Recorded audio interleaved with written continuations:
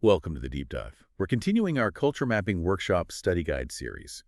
Today we're going to be looking at AI and bias in cultural research. We'll be thinking about a quote from George Santayana throughout this episode. He said that intelligence is quickness in seeing things as they are. Now, artificial intelligence can do a lot for cultural research. It can really help us, especially with things like culture mapping. But as with any tool, you really have to understand both what it can do and what its limits are. AI is really good at finding complex patterns in large sets of data, something that would take human researchers a really long time. Yeah. For example, AI could analyze huge amounts of data, like online consumer reviews. Yeah. And it could do that to identify new trends in what consumers want. But, and this is important, the accuracy of AI is completely dependent on the data it's trained on. So if the training data reflects biases that already exist, the AI will just keep those going. So it seems like AI would be objective because it's all computational. Right. But it could actually be reinforcing biases in society, and that could lead to some pretty flawed research. Let's say you had an AI that analyzes social media posts to figure out what people think about a new product. Now, if that AI is trained mostly on positive reviews, it might miss or downplay negative feedback, even if that negative feedback is actually from a lot of people. So basically, biases can be unintentionally included and then made even bigger in AI-driven cultural research. We have to be really careful about looking at the data used to train the AI Right. and how we interpret what the AI tells us. Culture mapping is another area where this comes up. It's a technique that we can use to analyze how people communicate. And we can use it to understand things like cultural dynamics. It can really show us how people communicate and how their values and beliefs are expressed within a specific culture. Yeah, like marketers could use culture mapping to make sure their advertising campaigns really connect with their target audience. Exactly. But the problem is that even the frameworks that we use to analyze language can be biased. I see. So then how do we make sure that the tools we are using to understand culture don't also introduce or amplify biases? Well, one big thing is that the specific words, phrases, or concepts we choose to focus on when we do cultural analysis, those can really change the results we get. Think about a study where researchers are using AI to map cultural attitudes towards being environmentally friendly.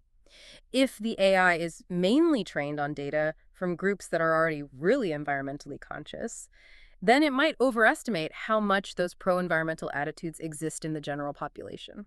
So it seems like it's really important to use data from lots of different sources and to be really aware of the potential problems with any linguistic framework used in cultural analysis. Yeah, we have to be critical of the frameworks we use and the data that's going into our AI algorithms. Right. Now, to really illustrate this, let's look at some real-world situations where AI and bias have shown up in cultural research.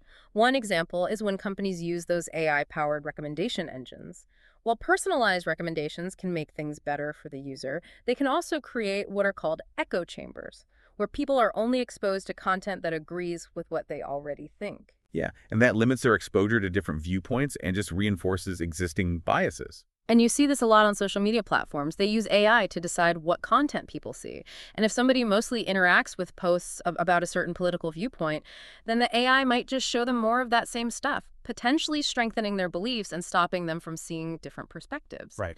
Another example is AI-generated art, which has become really popular. Now, even though it can be visually stunning, it can accidentally perpetuate stereotypes if the algorithms are trained on biased data.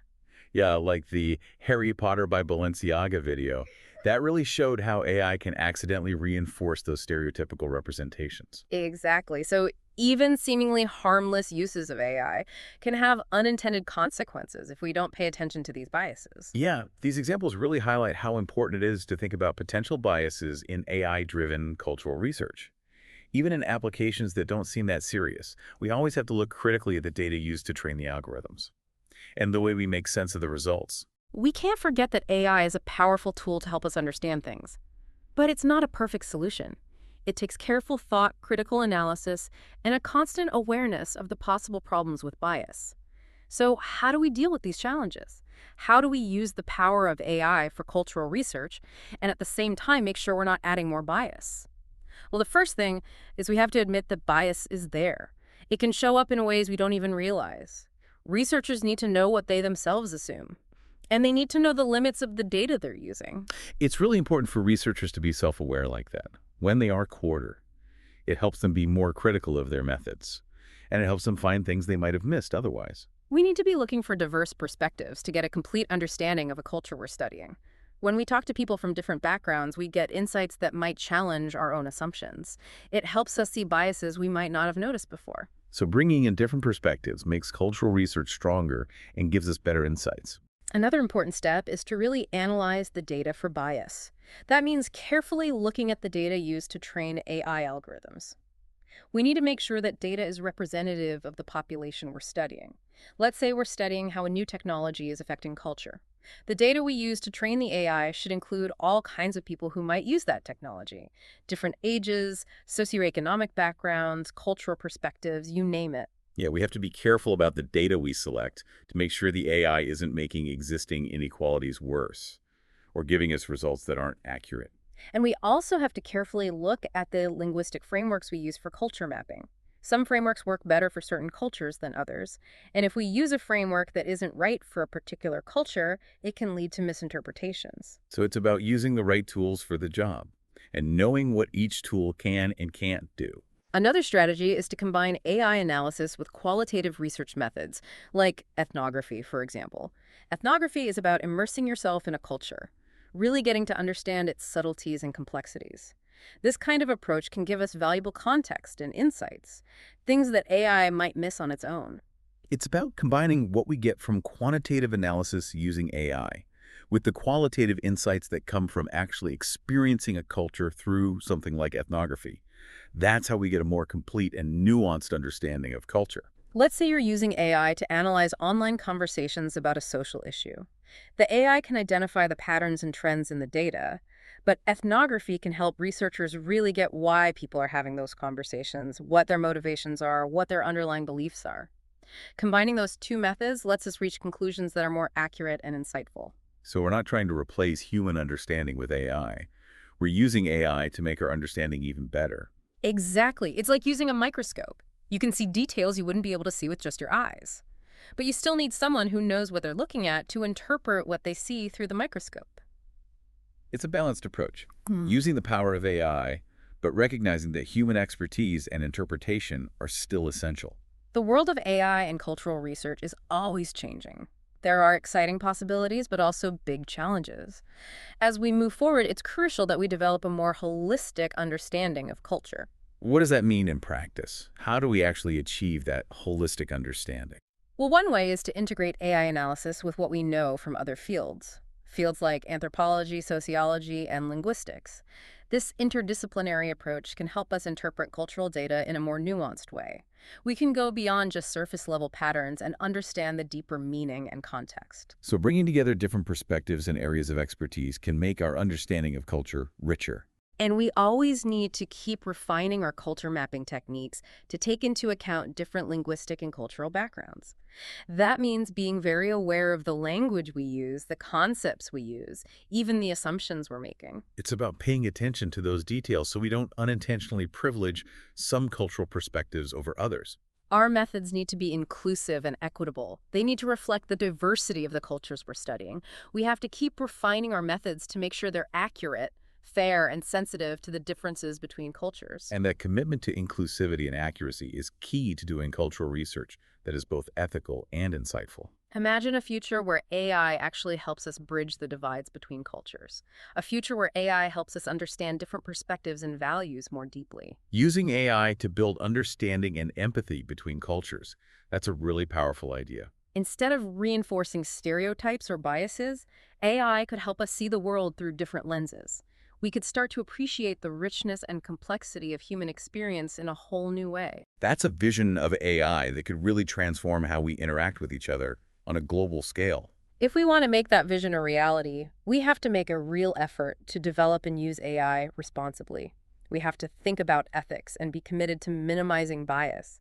We need to go beyond all the hype around AI and really have a nuanced conversation about what it means for culture and for society as a whole. We have to stop asking, what can AI do? Mm-hmm. And start asking, what should AI do? Mm-hmm. And How do we use it ethically in cultural research? We need to develop a critical literacy around AI. We have to understand what it can do, what its limitations are, and how it might impact society. That means having open discussions about the ethical considerations, the potential biases, and the long-term consequences of using AI in cultural research. So it's not just researchers who need to be involved in this conversation. We also need policymakers, ethicists, and technologists at the table. That's how we make sure AI is developed and used in a responsible way. Let's say we're using AI to analyze cultural trends in education. It's super important to involve educators, policymakers, and AI experts in that process. We need to make sure the AI isn't just continuing existing inequalities that are already in the education system. So having lots of different disciplines working together is really important if we want to understand and deal with the ethical and social impacts of AI in cultural research. Public education is also crucial. We need to take the mystery out of AI and give people the tools to ask critical questions about how it's being used. The more people understand about AI, the better they'll be able to participate in those discussions. And that means making information about AI accessible to everybody, not just people who work in those specific fields. At the end of the day, the future of AI isn't set in stone.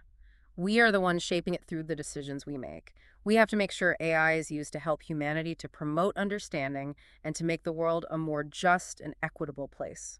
It's a collective effort. We need to guide the development and use of AI in a way that aligns with our values and our hopes for a better future. We've been doing a deep dive into this complex and ever-changing world of AI and bias in cultural research. We talked about the opportunities and the challenges that AI presents, how important it is to deal with bias, and the need for a thoughtful, ethical approach when using AI. We've seen that AI offers incredibly powerful tools to help us understand culture. But if we want to use those tools responsibly and ethically, we have to keep talking about these issues. We need to reflect on them critically, and we need to make sure these tools benefit all of humanity. Thanks for joining us on this deep dive into AI and bias and cultural research. We hope it's given you some insights and gotten you thinking about these important issues.